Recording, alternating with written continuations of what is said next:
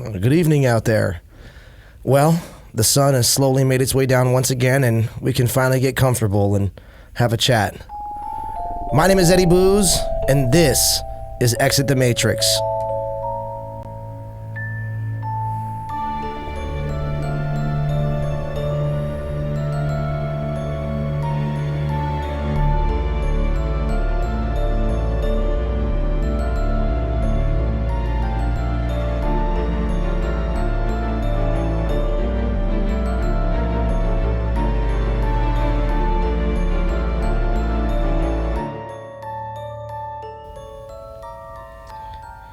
Throughout my life, I have traversed my share of rabbit holes, and like many of you out there, I have seen and experienced some things that I simply cannot explain. I invite you all to consider that this world may not be exactly what we've been told it is. And maybe, just maybe, that we haven't even scratched the surface of the absolute truths that lie before us. And that being said, let's get into today's episode. My guest today is Mr. Jarid Yaw. How you doing, brother? I'm good. How are you, dude? I'm not bad, man. I'm not bad. How have things been for you? They've been good. Life is good. You know, excited, doing some cool content. And, yeah, man, excited for 2025. Yeah, what kind of content you guys been into? I know you and Sandy were doing like yard sales and stuff lately and stuff, and that was kind of hitting for you guys. Yeah, that was definitely a thing that we focused really heavy on, like pretty much exclusively for a couple months. But we want to diversify ourselves a little bit more. So, for instance, a couple weeks back we went to Colorado. So we want to do like travel stuff. So we went to the Stanley Hotel, which inspired The Shining, and did like a little piece about that. We went to Meow Wolf, which is an interactive psychedelic art experience. So it's kind of a mix now of lifestyle stuff or things that we're exploring and we want to bring you along. Or people love the haggling stuff, man. You right. know? The problem is, the first time we ever made one of those videos, it was new and different to us. So we were able to haggle and kind of do it a certain way. But as you film them more and more and more, I mean, people don't want you filming it. Oh, really? Yeah. So I think like the best, you know, the authenticity level, it's hard because you also don't want to insult people's shit right in front of them. So we do like swap meets and stuff as well. But I think we're going to get back into the garage sales and estate sales, and it's fun content. But I think we're going to go at it in a different angle where we can maintain a little bit of that like undercoverness that I think was fun for people the first couple times. Yeah. You know, but yeah, it's been cool, man. But just stuff like that. That's cool. How's the podcast been going with Shane?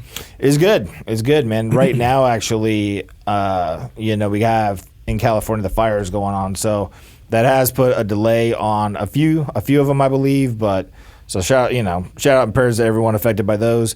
But it's going beyond that, you know, as scheduled. It's going good. Right. For those of you out there who don't know, Jarid is Shane Dawson's brother and a regular on Shane Dawson's podcast. So go check out the Shane Dawson podcast if you guys don't watch that, and you'll see Jarid fairly regularly on that, actually every week. So yeah. Very, very cool. Very, very fun stuff. But yeah, let's get into today's episode, man. I wanted to chat with you specifically about, you know, like when I started this show, I made a list of the episodes that I wanted to do. I made a list of about 12 episodes off the top of my head. It's a smart move. Right. Well, one of those episodes was about dreams and nightmares, because I've had just a bunch throughout my life. I've had a plethora of recurring dreams, intense nightmares. I had someone else have some dreams about me and warn me to stay away from water, actually, one time.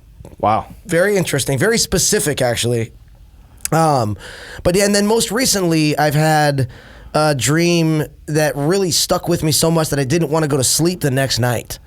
And then, I mean, you hear about like sleep paralysis and night terrors and things along these lines, and just kind of wanted to chat with you about it, you know. So when I was starting this, I sent Jarid a list of episodes, and I was like, "What do you think about, you know, these episodes? You know, pick two. Let's jump in the studio and do a couple, you know, right off the bat." And he picked this one, Dreams and Nightmares and Real Life Vigilantes, which I'm not sure which one will be airing first or not, but you'll see. They're both out there. It'll be apparent. Yeah, exactly. You know? This one's obviously the Dreams and Nightmares one. So real quick, Jarid, what is before we get into nightmares, can you remember any really good dreams that you've had? Like we have nightmares that are obviously bad dreams, but do we have dreams? I can't think of any dreams that I've had particularly like this, but do you have any dreams that are just like, or have you had any dreams lately or in the last few years that you can remember, or like notably in your life that were just like, wow, that was one of the best dreams I've ever had? Or was it like, I think for me, or are they just kind of not in like a storyline sense, I guess you would say, but when I was younger, I got super into the idea of lucid dreaming. Okay. It was explained to me in like astral projection and all this stuff that people are able to do. You know, I've never astral projected, but people claim to be able to do it. But lucid dreaming is essentially you can incubate a dream by thinking of something very heavily before you go to sleep, and then it does impact the reality of the dream or whatever storyline is in the dream. But if you could realize you're in a dream, you can control it to a degree. So one of the things you could do is like fly. So I think I've had dreams where I'm just like flying through a city or something like that, and I feel like that's probably the best one ever. I mean, I've had obviously dreams of like winning the lottery or having everything I've ever dreamed of in a reality-based sense. But my favorite dreams are always the ones where I'm able to realize I'm dreaming and I'm able to like fly around and be in the moment in them, because I mean, really, what is a dream? You know, I think there's conflicting ideas on what a dream even is to begin with. So I think those are my favorite ones, dude. But I really don't remember too many of the dreams I have. Like the only recurring one that I could think of is of me wandering around in a record store and like not being able to find something. And I typically wake up pretty shortly after that. Interesting. You know? But I don't know. I don't dream diary or anything like that. And I feel like dreams are like sand in hands. You remember them vividly for like 10 minutes, and then the longer in your day that goes on, you want to kind of reflect a little bit, and you can't remember how to put heads or tails on what happened. I feel you. So, yeah. Sometimes, dude, so you're right. Like, dreams are like sand in the hand. Like, they just, just slips right through your fingers when you're not, when you're not in the middle of the dream. When you wake, the dream, eludes you. However, there are some dreams that are extremely memorable and extremely intense, and they stay with you. You know what I mean? Okay, so you're right. Like you were saying that, the dream that you had recently that you can remember was just walking around in a record store. And even in lucid dreaming, like, okay, so if you're like, we're talking about having a good dream. I asked you about having like a really good dream that you were like, dude, that's awesome. But like, even to have those, you would almost need to be inducing them. Which we're talking about, like making the flying happen, consciously making it, not just having a dream that has the elements of having something amazing happen in it. Do you see what I'm saying? Yeah. I ask people to have what you would call wet dreams, and that happens in those. You know what I'm saying? Obviously, but I remember back when we were younger, people said that if you had a dream falling off a cliff and you fell off your bed, you would really die. Right? Yeah, let's say that. Okay, so who knows? I believed it for like a day. Right? No. I was afraid to fall off my bed at night. So, and then when you have those dreams too, like where you dream that you're like falling and then you wake up real quick, like apparently that's something to do with astral projection, from what I've read, that like your astral body is leaving your physical body to go and travel and do what it's going to do, and like your body is somehow like recognizing that that's happening and like likens it to death, so it's like having like a quick response of like pulling it back. Typically that feeling, it's never come to full fruition that I can remember of like having an experience out of body, but I don't get it unless I'm laying on my back, because I have a really hard time going to sleep. Like my dad, I know several people close their eyes and are asleep, but for me, it's a very long process. Right. So if I'm able to fall asleep on my back, like 8 times out of 10, I get that jolt, and then I have to go to my side. Interesting. You know what I mean? Really? It's that position specifically. Because when I was younger, like I said, I tried to astral project. I listened to guiding videos that would tell you what to think about. It's basically deep meditation. Right. And getting it to the point where your mind is completely empty. We really should do a full episode on astral projection, but yes. It's interesting. It totally is. But like the thing about your mind is it controls you, and you don't realize that until you tell it to do something. Like tell your mind right now, don't have any thoughts. you can't do it. You know, like your mind is going to keep running and controlling itself. So trying to get your mind to the point where you control it to blank it out, and then you could astral project. But that was the thing, like on your back. And I've always noticed I rarely do that, fall asleep like it. I have to be like exhausted for days, but I'll have that jolt feeling.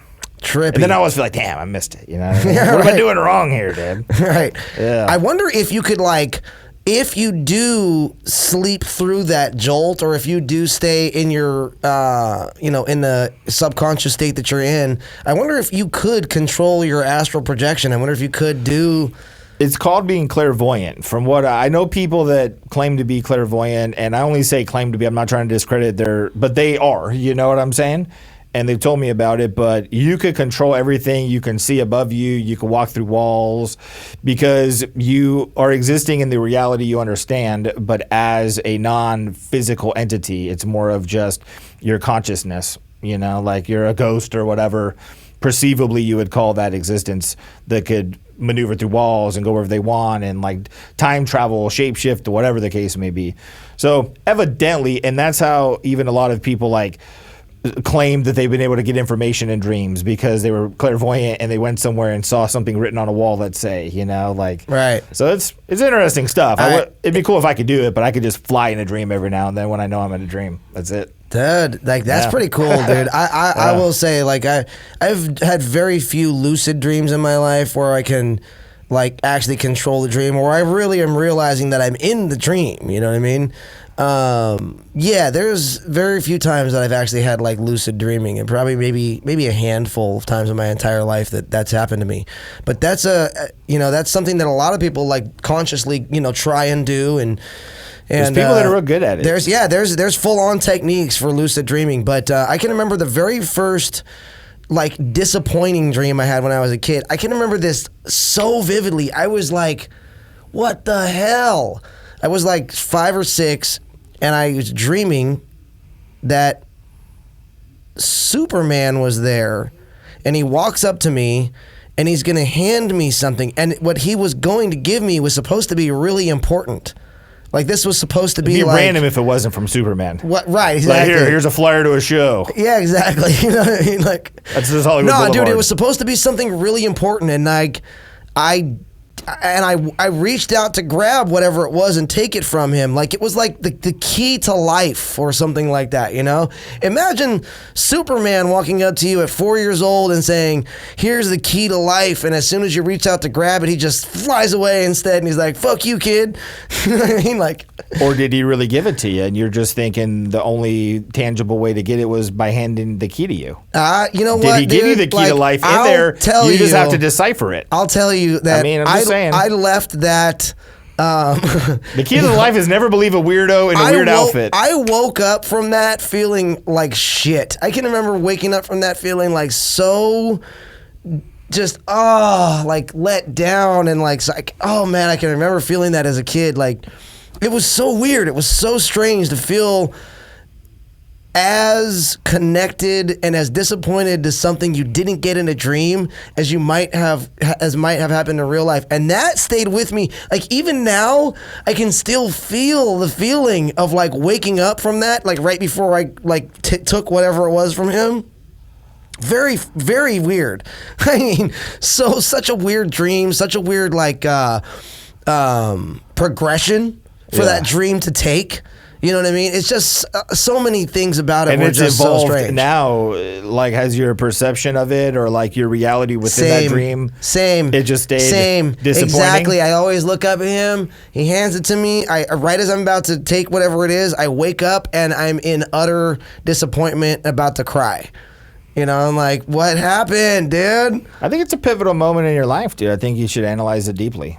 I Who's Superman? What was the key? What was him moving? Right. What is the gift? Because the gift is present, right? But where was the gift placed ultimately? Where does it lie? No, I gotcha. No, I had dreams like that though when I was younger. Did you? Yeah, well, like I'd have like a brand new Nintendo 64, and then I'd be playing the game I wanted, and I'm good at it, and then you wake up and it's like, oh, yeah. Right. But I do often wonder because my dog dreams, you know? Oh, yeah, we should. Yeah. Well, like, what are do all of us dream similarly? And ultimately, that's what's always fascinated me. Like, what is a dream? You know, like, Right. is it the fact that our mind is just working? Is it trying to tell us something?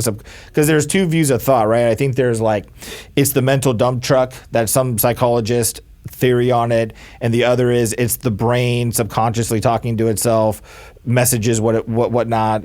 But the only like thing I could really compare it to would be a psychedelic trip where you break through completely. And that's the reality you're in for like the first time I ever did mushrooms, you know? It was like 8 hours of being on a spaceship with Jesus and all this crazy stuff. And it felt dream-like, but I wasn't looking at it. It was just happening in my subconscious. So is it like a leakage of DMT in your brain? Okay, I was just about to ask. You know, like, is it okay. that? Have you ever done DMT? A couple of times, yeah. Okay, so I've done DMT a number of times as well, and my DMT experiences, you come back from them, and it's so hard to remember, to grasp. Like you say, like, remember I talk about like sand in the hand? Yeah. Like, that's how DMT is, and that's very much how dreams are. It's very similar. It's an unbelievably similar experience, waking up from a dream and coming out of a DMT trip. It's like when you wake up in the morning and you're like really like you're like, let's say you wake up and you're still kind of half asleep, but you gotta go to the bathroom, you know, and you want to go back to bed, and you're like kind of like thinking about that dream, you know, for the few moments that sometimes you're holding on to it. You're holding on to it. You're really trying. Yes. Yeah. Do you know those Superman's moments? right there, dude. That's Hold on how to it. that's how it is with DMT, because it was so like whoa that when you come back, you try and hold on to it. You try and grasp whatever you can from the experience and kind of pull it into like your perceptible view. I mean, you just try and make it, you know, palatable and cohesive for your brain, for your. I think with DMT, it also heavily depends on everyone's experience is going to be different, you know. But it also depends on how. I feel like I did it once, just a little bit. And it was more of like a testing phase, and I had a lot of people around me. I didn't have the right apparatus necessarily. Right. And people were just talking. That happens a lot with DMT. And people were just talking the whole time. So it like immediately, it was cool. I saw a bunch of imagery kind of like matrix out in front of me, like the numbers, but it was symbols. Like it looked like a deck of card symbol, but you'll never be able to reproduce it in your life. And that was pretty much it. But you were still film. here. I was, yes. So I you was tethered. So you didn't break through. I was Gotcha. tethered. So the second time I did some research and I found that like a breakthrough amount would be, I think they recommend 0.3 grams or like 600 milligrams, whatever the case may be. And the way I bought it was in pills. And each pill had 0.1 of a gram, a point in it. So some people said take a point and it would be like crazy, you know? Right. And it wasn't something I was trying to do all the time. Like I wanted the one experience to see what it was, and I wanted to just have it, you know, in my arsenal of psychedelic trips. But so I did a whole point, and I did it in the right apparatus. And dude, it was weird because I was blowing it out, and I've done salvia before, so I kind of thought it'd be like that. Salvia, is the fact that that's legal. We should talk about. It's That's crazy, insane. But I figured it will be like that. I'll blow it out. Dude, it was like I blew it out, and then there was a loud bang. And it's almost weird to say this, but like the first thought I had is I kill myself. Whoa, like, really? I'm dead. And it was just buzzing. On DMT or salvia? Yeah, DMT. And Whoa, it was buzzing. really? It was buzzing, and it was just like a staticky look with like different like confetti-ish colors, you know? And then all of a sudden I heard like a Cannabis lyric, the MC rapper Cannabis. He has a line, and it was very white. It got very white. And I could see 360. So I could see infinitely forever all around me, right? It was like I wasn't an entity with front-facing eyes and that. Like I was just consciousness, experiencing everything. And then it was very light. And then Cannabis has a line, the only thing faster than the speed of light is the speed of dark. And then that line came into my head, and it just got dark all of a sudden, and it was like green lightning bolts flowing, you know? The visual and started, then the first thing I heard is, God is in everything. You are part of everything. God is in you. And then it was just like dead silence. And then those are moments I don't remember, but I had this full-on conversation with God. Like, it was real, you know? And then it started fading out a little bit, and I was looking at the wall. I must have had my eyes open the whole time. I don't know, but I wasn't there. And then I saw my air conditioner, and it started like morphing out of a cartoon shape. And I was like, oh shit, I'm in. Just like any psychedelic, when you come back, when it's you're like back, you tether back into reality. But the last thing I heard was like it was something weird. Like, who cares? Right. That was the mantra I got. So towards the end of it, I said something, and the answer back was just, who cares? And it kind of took to me like, I think I grew up trying to compensate who I thought the perception of me was, and I cared a lot about what people thought. So it was almost like, dude, I would like put stuff in my room thinking someone's gonna walk in and see this and think I'm cool, you know, or like it was that level of trying to be like get positive attention or the impression. And I haven't held on to a whole lot of it throughout life, but I've held on to maybe some of it. And to me, it was just like, who cares? Like, who cares? Everybody's in their own experience. They're not even like, who cares about the perception that is out there? Just care about the experience you're in, and like, let that be the focal point, you know? Interesting. And they're like, who cares? Like, what? Because what is the thing? If you could fix it, don't worry. If you can't fix it, don't worry. Right. So it's like, maybe things are weighing me down. Maybe it's whatever the case may be, but it's like, maybe go with the idea of who cares and then see where that leads you. Interesting. And then that was it. And then for like 45 minutes, I just said, oh, fuck. You know? Like, So that was the first time you had a breakthrough experience on DMT. I had one on mushrooms as well, and acid didn't really. Right. Acid just made me really, really vulnerable and like easy to manipulate, you know? But acid is a trip, dude. And I haven't done it since DMT did. So so DMT is very much like a dream. You know, having a DMT experience is very much like having a really intense dream that's really difficult to hold on to. Like I said, it's like being in those few moments when you're not really ready to wake up, but you need to, you know, like I said, use the bathroom real quick or something. Yeah. And you get up and you're trying to hold on to that dream for those few moments. Like, that's what trying to hold on to a DMT trip is like. But it's so difficult, and within moments it's gone. You know, within moments but you can always still remember like some things. Like, there's some DMT trips I remember like extreme details, but like you said, you have like these moments of you don't remember like the huge thing, you know, the overall. It's like a drunken night. Exactly. It comes back to you kind of. Here and there, you know what I mean? Like, absolutely. But I've also had very interesting dream-like experiences with injury. One time, I was about 18 years old, and this also had to do with drugs as well. I was about 18. I was at a party. So my friend Doug's house, and we were. My old drummer at the time, Corey, had just got into a brand new band called Dignan's Plan, and I remember he was going to show me their website, and he was like, "Hey, dude, come check out this website." And I had just been hitting a NOS balloon. Oh, and nice. I was just like, just blowing, just breathing into it, and so I like throw the balloon down, I stand up, I walk around the corner, and like as I get around the corner, it's just like whoa, whoa, whoa, whoa, whoa, and I just like passed out. And as I passed out, I slammed my head on the side of my head on like this chair with these two like posts coming out of the sides of it, and I mean slammed my head onto one of those posts and was out cold, right? And the next thing I remember, like, I was completely somewhere else. I was in another house, living another life with a girlfriend, and we were in another couple's house, just having like a nice dinner, like game evening where we were like hanging out and just chilling, like just my girlfriend and I and this other couple, and we were hanging out. And then all of a sudden, I get like sucked back into like the reality that I'm in now, and I was confused.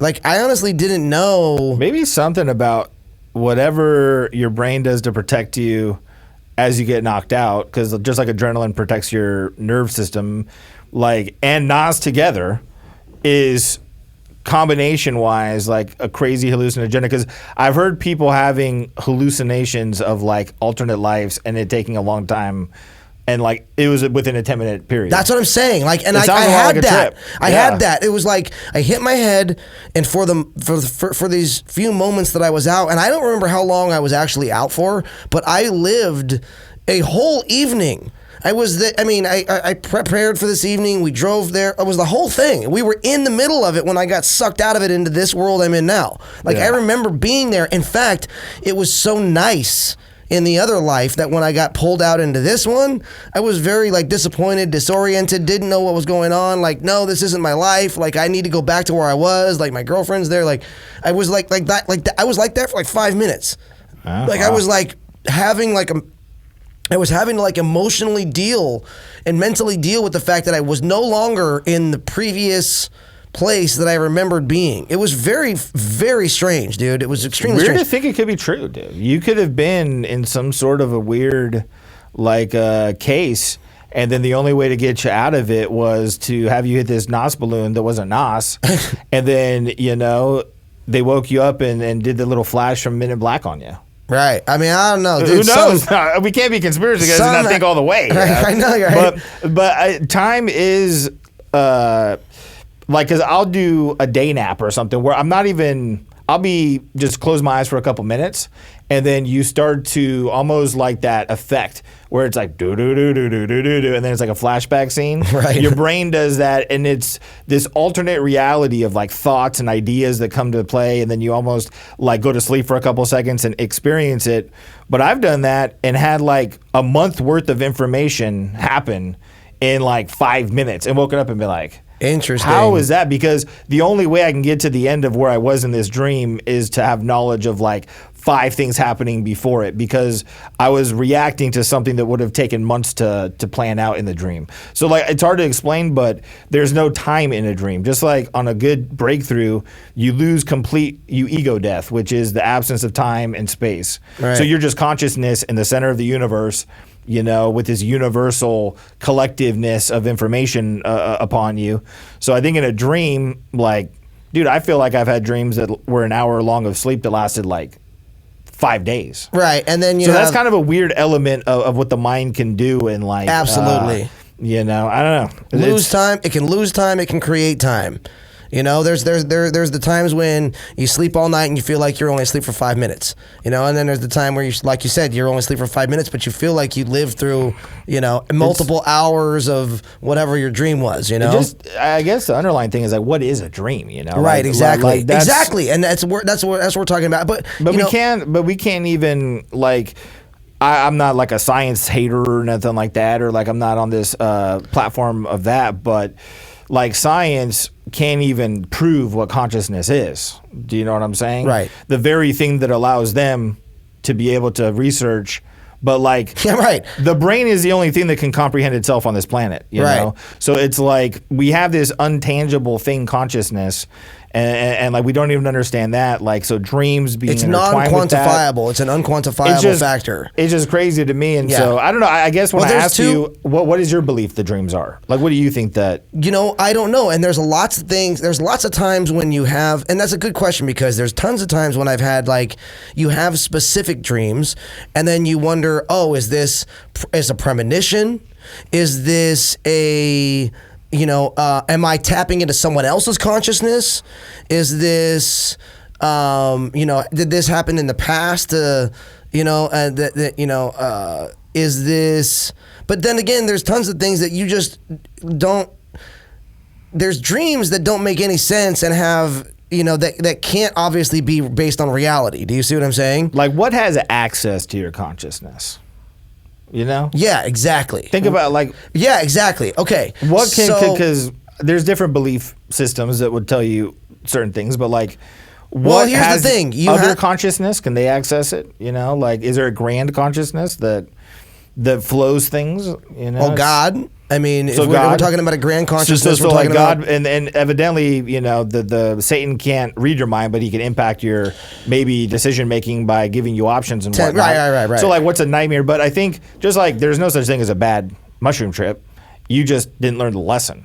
Right. So you're just living in. I don't know about that, Jared. There have been some really intense trips. I don't know necessarily bad is the word I would describe. I used to describe some of those trips, but I think it's a scary roller coaster. There have been some bad trips. Let's put it that way. Just like there's horrifying roller coasters, but they're fun. For sure. If you can understand, the goal is to be horrified right now. Every time I've ever taken DMT in my life, I have this like. here we go. You know what I mean? Like, because dude, like anybody who's ever taken DMT knows it's an experience. It's like a full on. It can be terrifying because you're completely letting go. Jumping in front of a semi-truck. You have to know you're letting go. You're going to come back. You're not going to be there forever. It's going to be okay. There's some people that can't do it. Dude. You got to lean into it. I found that the more you fight it, the worse it gets. Like I've fought like a DMT experience one time, like pretty hard, and like had a really bad like, what is going on? Like, felt like I was bound. It was bad. Like Terrence McKenna really described it well when he says it feels like you kind of bounce off the fabric of like being, and you kind of can't quite break through, and it's just this weird, uncomfortable kind of like place that you put yourself in. He goes, that's why you got to smoke a lot. Oh, that's what he says. He says you got to let the medicine do the work. Well, he says that's when that's what separates the truly mentally strong, from those who can't. Is that when you're in that place, take the next hit, and boom, send yourself into where you should be. Because I'll tell you, dude, like, yeah, coming like fighting that experience is a completely strange thing, and going into it, for myself, preparing my mind and my heart, and like knowing that like I'm gonna go into this, with positive intention. And love, and just letting go of anything that I might be like holding on to like, or any expectations really of like what is about to happen. And that allows me to kind of more freely experience what I'm going to experience and just kind of come back to my reality, And the experiences be what they may.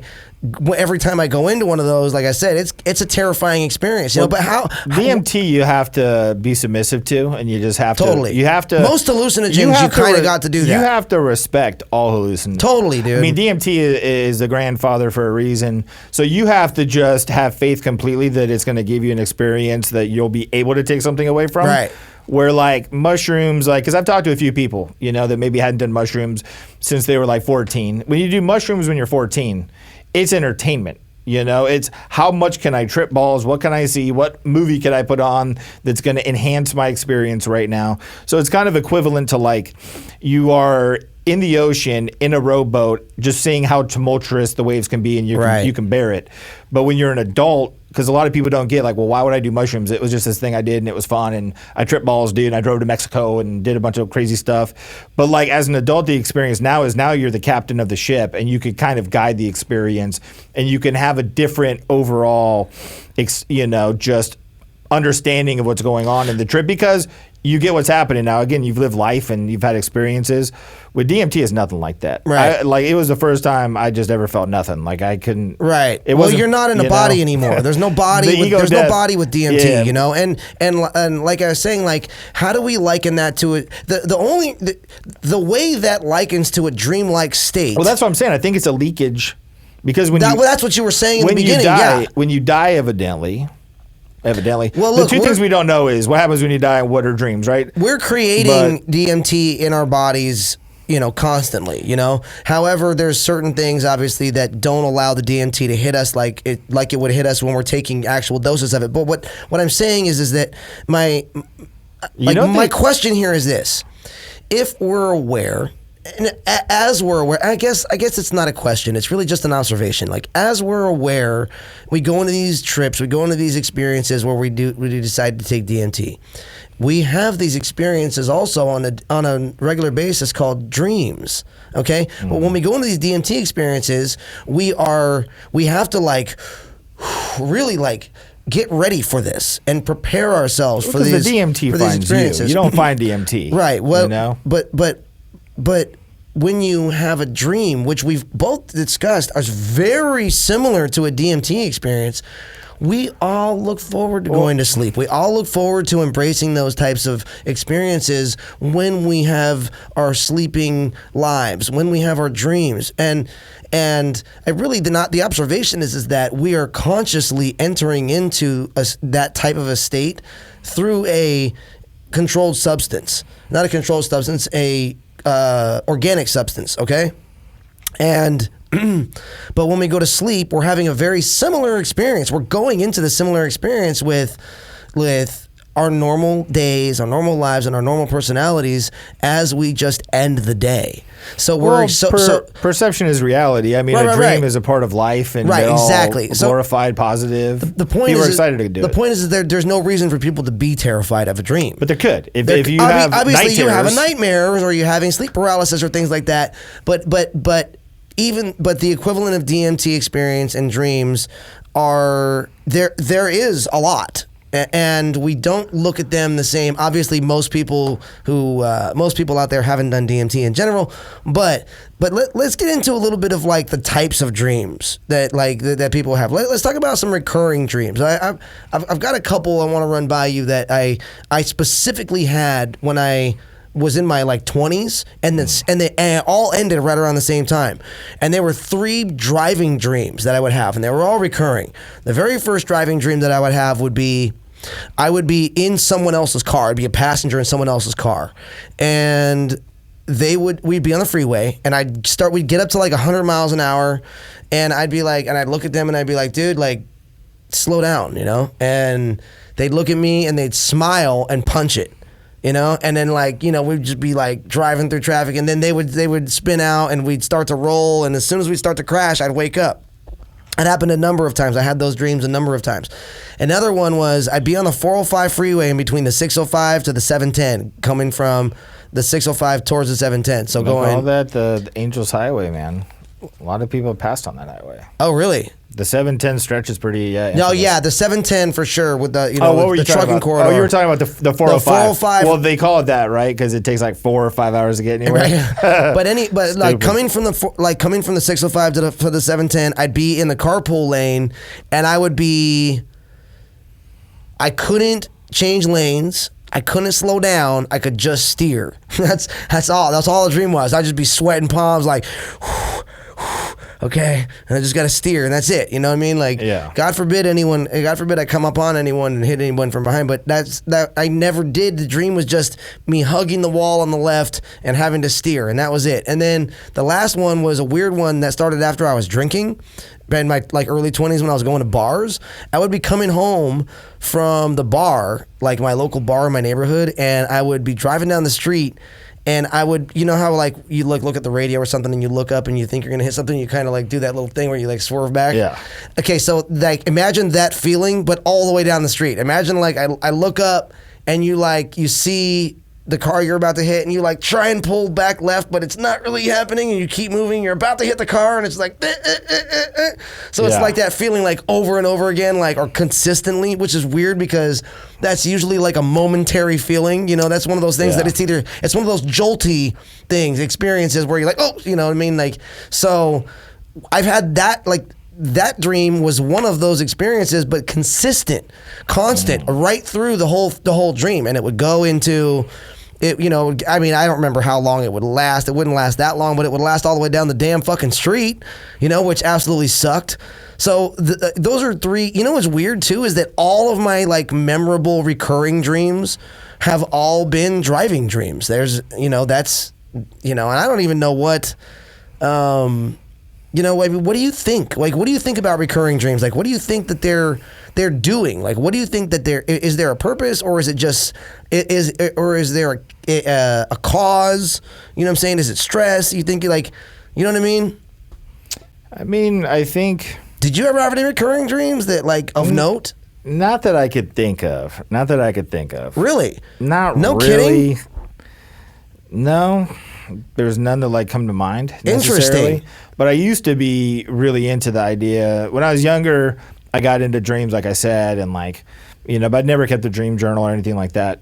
But there is the dream dictionary, and I was like, I used to always go on to that because you could type in whatever you want. Like for instance, you know, if you see a lizard in your dream, like I just had it pulled up a second ago here. I don't know if I can go back to it. But the lizard, it could mean, like if it's a chameleon, it means some sort of like disguise that you're hiding from yourself or from others or something like that.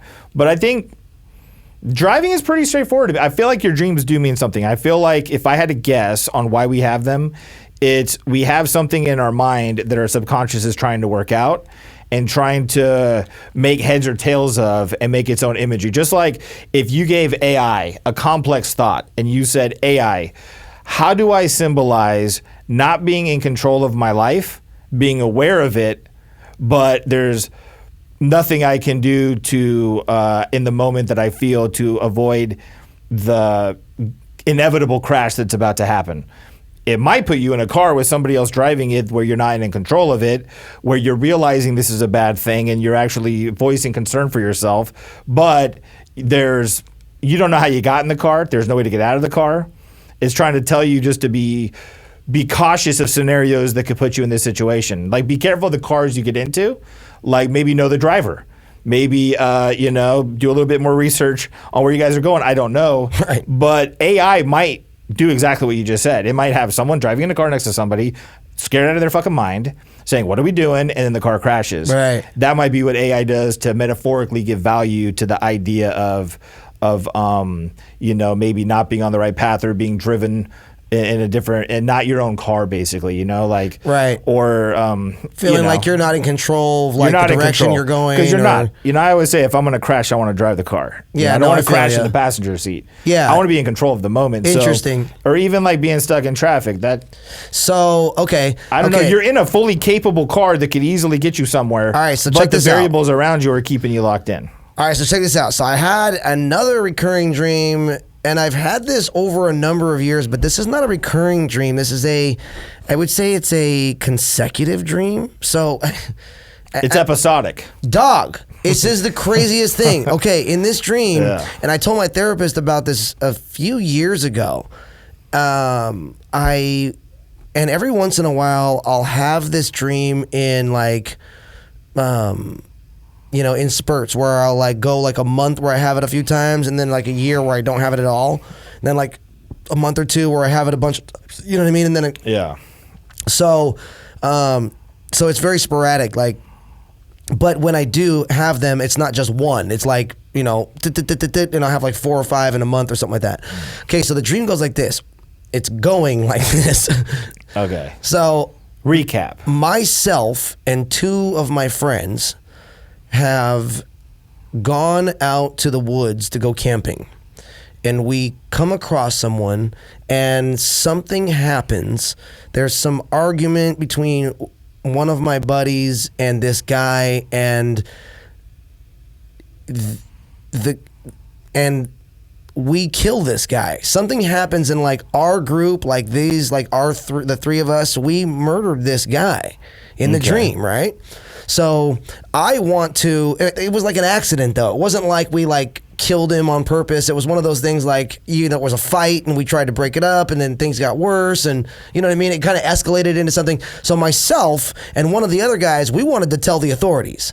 So myself and one of our buddies at the 3 wanted to call the cops, like just have them deal with it. And then one of our buddies, the guy who got in the fight with the guy, he was like, nah. He was like, not doing that. He was like, we're going to take care of this body. We're going to do it like everything ourselves. So like we used my truck, and it was my like Ford Explorer, the one I have in Oklahoma, like to like move this body and like all this stuff. Like we did, and then I'm freaking out in this dream, I'm like, I'm freaking out like, oh, they're going to catch me. Holy shit. Like my truck and DNA evidence and forensics and all this stuff. And I'm like, I know they're going to catch me, and I'm freaking out. I want to call the cops, and this guy, but this guy is like, being like, telling me and my buddy, like, we can never tell anybody and blah, blah, blah, blah. And so it's like, he's just like, pretty much coercing and pushing and intimidating and kind of just making, molding this situation to be something that he wants, that in a direction that he wants it to go. But me and my other buddy are kind of like, we're not feeling this, you know what I mean? Like we're thinking about possibly like ending it, and like telling somebody, but that's the dream, dude. And still to this day, like every time I have it, it's intense, dude. It's like it's shit's happening. Like we're really in this, I don't know if this is something I've heard or if it's something that I'm just stumbling upon in thought right now, but I feel like I've heard it, that you are everybody in your dream. Everybody in your dream, I've heard represents that, an aspect of my you. Personality or whatever. Because your consciousness can't create, like, you can only see faces that you've seen before. It can't create new realities, and it only really is within your reality that it strives from. So maybe like all of this is like there's a couple, parts of you that are wanting to do the right thing. There's a couple parts of you that are stopping yourself from doing the right thing. Like, you just have to, what does it all mean?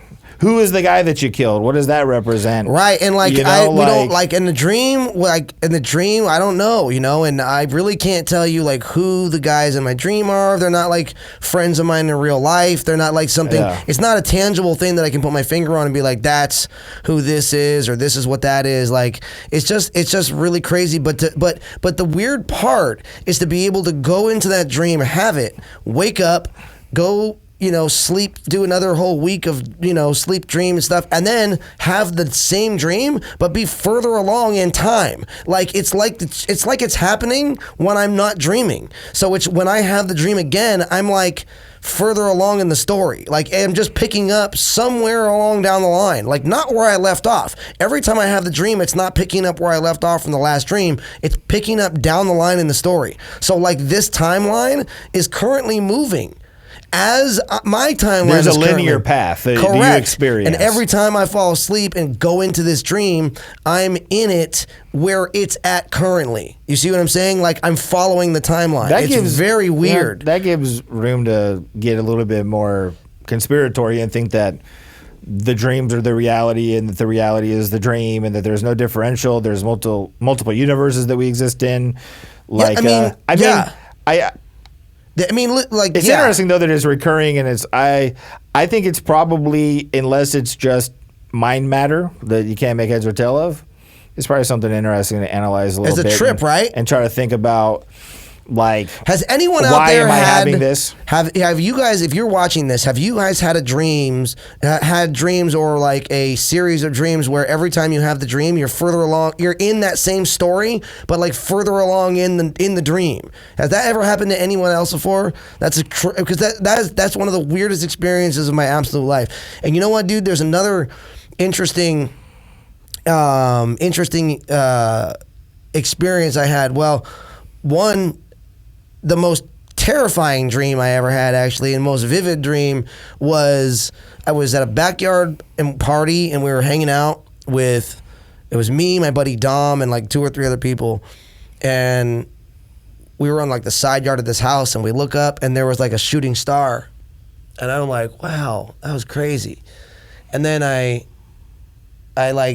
say to my friends, hey, did you see that? And they look up and they all see the shooting star too, and they see a couple, and we're like, whoa, what a trip, right? So we like walk out to the front yard, and all of a sudden, just everywhere, just like meteors, like start meteor showers. They, groups of them start coming across the sky from everywhere, and I'm looking up and I'm like, what the hell's going on? And then all of a sudden they start hitting Earth, like all around, like boom, boom. I was like, what the dude? Deep impact moment, bro. It was crazy. That was one of the most terrifying dreams I've ever had. Like we frantically kind of started running, for cover, and that was it. I woke up, But I'm telling you, like, I mean, I've gotten killed in multiple dreams. I mean, I have feel like, you? Yeah, well, because I can, like, I know I'm about to get shot, and I can feel myself get shot, but like nothing happens, and then I wake up, Interesting. But I don't know, man. Have you ever had like dreams of cataclysm like that? I've had a lot of dreams about airplanes falling from the sky. Really? And blowing up. Cause I look at an airplane and it'd be like, it'll just start lowering and just blow up in front of me. Wow, that's a trip. So I guess, maybe it took talking about it a lot to spark up some actual memory of a dream, but that's something. I think I recently had one where like someone sliced me up, dude, like in the neck. They're like, "It's over," and that was. But there's no context. Like, I don't know. Yeah, I don't know why it happened or like what went on around that part of the dream. But I don't know, man. I think it might often happen after I watch movies with a lot of stuff like that. Sure. Because there's some movies that you watch that when people get shot and killed, it's like actor number one. It's like player number one getting killed. But then there are some movies where it's like incredibly impactful and it makes you really reflect on the reality of your own life and like putting yourself in shoes. For instance, there's one called We Run the Night with Joaquin Phoenix, and I think Martin Sheen is in it, or like the guy Robert Duvall from Deep Impact, a matter of fact. Okay. But there's a scene where Joaquin Phoenix, and they're all cops. One of the brothers, Joaquin Phoenix, and Robert Duvall are like cops and detectives. The other brother is like a guy that runs with the nightclubs or something.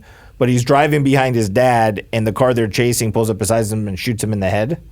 And it's just like, I don't know, sometimes it just hits different. And that moments like that, it just makes me evaluate things and think about life and like getting shot like that or what that could do. And I think often I lead myself into thought trails like that, and I have these weird dreams of like people getting shot. Interesting. I don't know, dude. Like very interesting, but I don't own a dude. gun, I don't own a gun, and I won't, man. I don't know why. I just have a weird feeling about guns. Interesting, dude. I feel like I would get killed if I had a gun. I feel like less safe if it's just this weird thing. I don't know if dreams have done it to me. I don't know. Interesting, man. Okay. All right. So, I had one more dream that recently that was very of note that I wanted to mention that was very specific, and it was so strange. And this is the one that made me not want to go to sleep the next night. I had a dream that I was at home, and I got a knock on the door, and I answered the door, and it was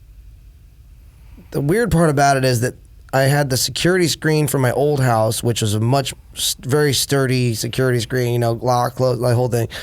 And I opened the door, and there's this guy standing there, and he's kind of looking around, and he looks at me, and he's just wearing like jeans and a t-shirt, and he looks at me and he says, "Can I come in?" And I was like, "No." I was like, "I'm like, no, man."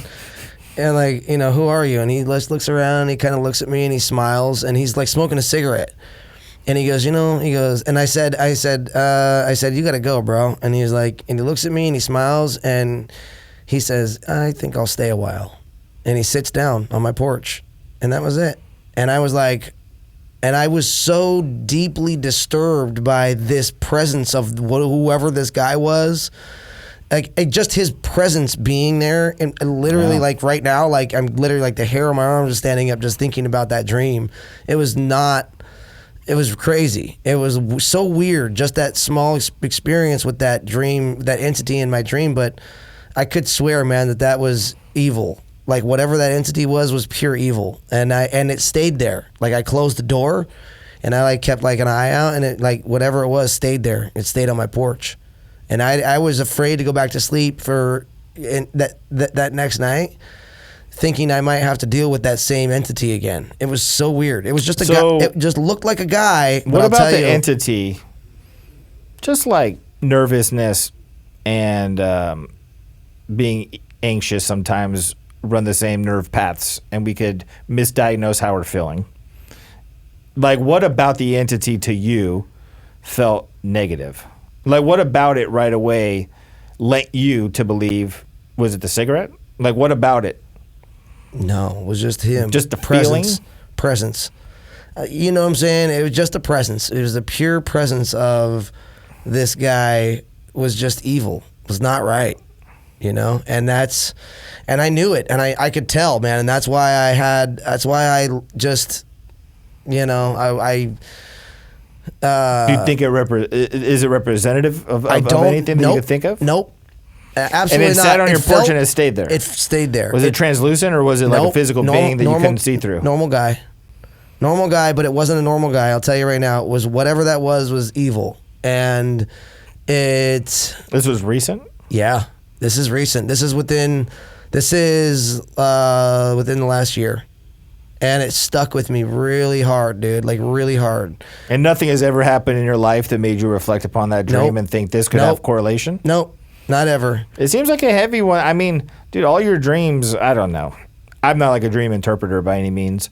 But I do think that if you could remember it to the point where it's on your mind, like it's been placed there for analyzation. Bro, that shit was gnarly, dude. And then that was probably the most like actually like emotionally, like spiritually disturbing dream I think I may have ever had. Like, it was very strange. And then I remember having one where I woke up and I looked to my right, and there was this shadow figure standing off to the side of my bed. And I like was like half asleep, like coming to still, and I like reached out and I touched it, and it just like crumbled into a million pieces, like right in front of me, and just just fell to the floor. And I was like looking at it, and I was like, "What the heck?" And then, but like, I never like woke up after that. I was like, I was awake. I just became more awake. You know what I mean? I was just like, so you know what I mean? Like that was always strange to me because I never had a moment where I like woke up from that. You know what I mean? Like I woke up, my eyes were open, I saw this thing, and I wasn't scared. There was no fear. I reached out and I touched it, and as I touched it, it just disintegrated into a million pieces, like right in front of my eyes. And that was just like, that was it. And what was it again? It was like a shadow figure. It just was like a person, but it was just like a shadow. There seems to be like a reoccurring.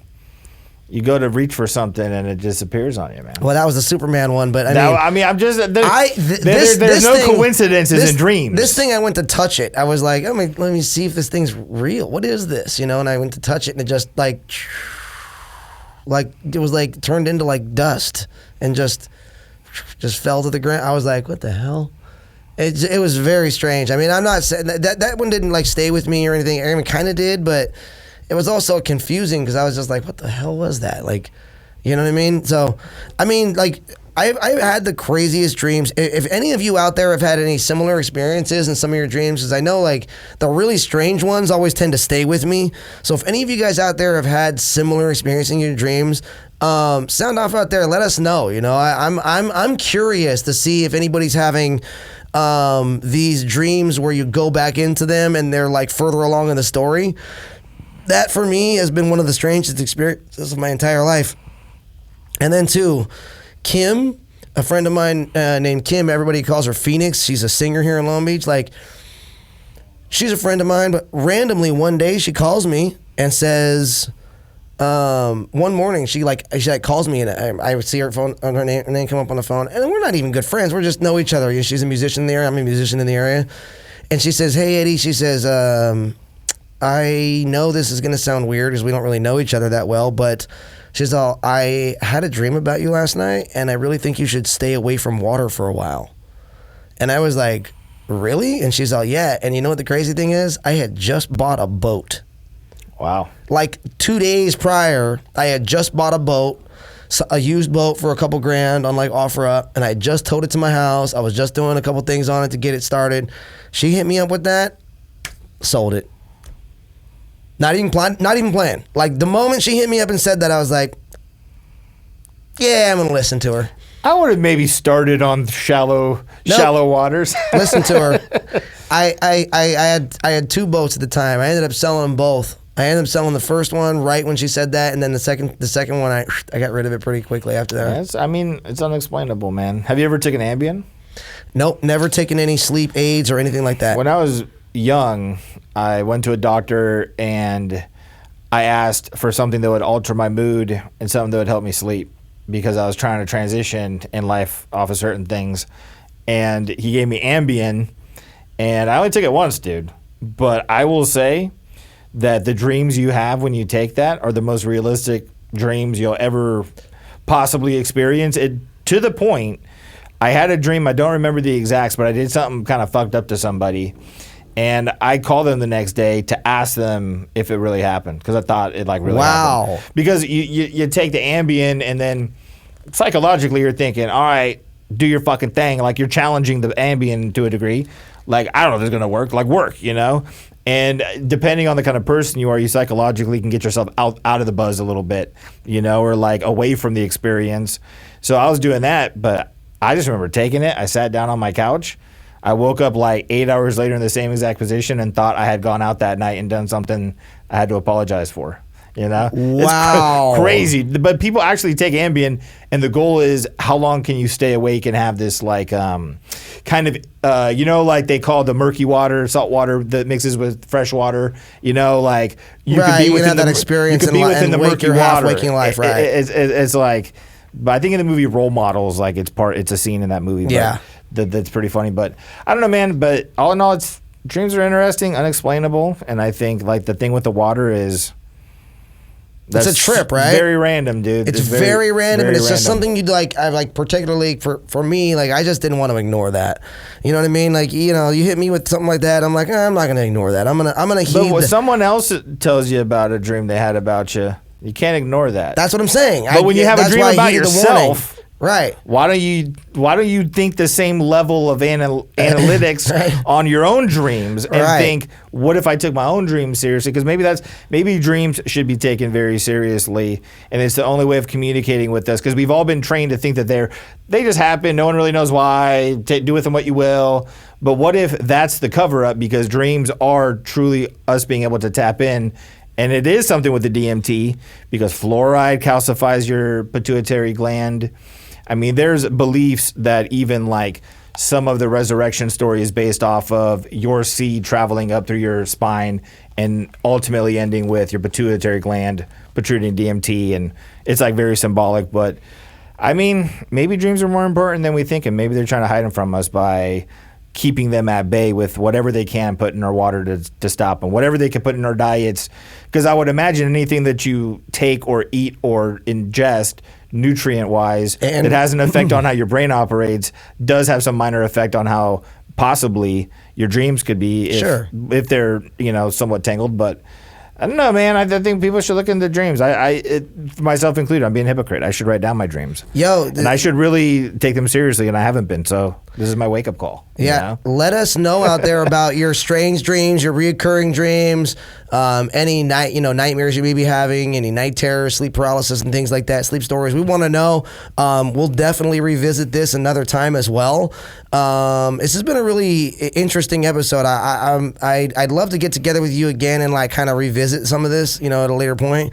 But there has been some things that kind of, caught my attention about dreams. There was a theory a while ago where everybody was having this mass dream about the same guy. And I read some conflicting reports that was a hoax or things like that, but I'm not sure it was. I didn't dream about the guy. I don't think I did either, but it's a psyop, dude. Yeah, I think dreams in general are a psyop, bro. They're just programming us, dude. It's just a frequent 5G, dude. Like, see, dreams, yeah. You are being programmed. There is a creator that has programmed a reality that we experience. Right. But who is that? And what Jesus Christ. How do you interact with it? Exactly, man. So that's what I'm saying. Dreams cannot be something that are, in my opinion, they can't be negative. Right. If anything, they're being withheld from us. Well, and that's how I see it. In any form, they're not quantifiable, and we currently, I would actually like to be part of like a sleep study or a dream study. Speak with a nightmare specialist or a dream specialist about some of the dreams that I've had, and really kind of get into the actually meat and potatoes of like what they could be about and things like that. But like I said, dreams are, like you said earlier, dreams are like sand in the hand. They're like sand falling through your fingers. And so sometimes I welcome them. Sometimes we want to hold on to them when we wake up in the morning, and then we want to go back to them when we go back to sleep. And then sometimes we don't even want to go to sleep the next night because we've had a dream so intense, and that we just, that it hits us in such a way that we, like I said, we don't want to go back to sleep. So they can be, they can vary from good to bad to, everything in between. But yeah, thanks to my good friend, Mr. Jarid Yaw, for co-hosting with me today, brother. I appreciate it, man. Of course, dude. You're always awesome, man. Check out Shane Dawson Podcast. Also check out his YouTube channel, Let's Mind Travel, as well. Lots of conspiracy theories, lots of music, all kinds of good stuff on there. And you guys as well. Thanks to all you guys for joining us today. And remember, we are spiritual beings having a physical experience, and not the other way around, you guys. And I am Eddie Booze, and this is Exit the Matrix. Take care, you guys.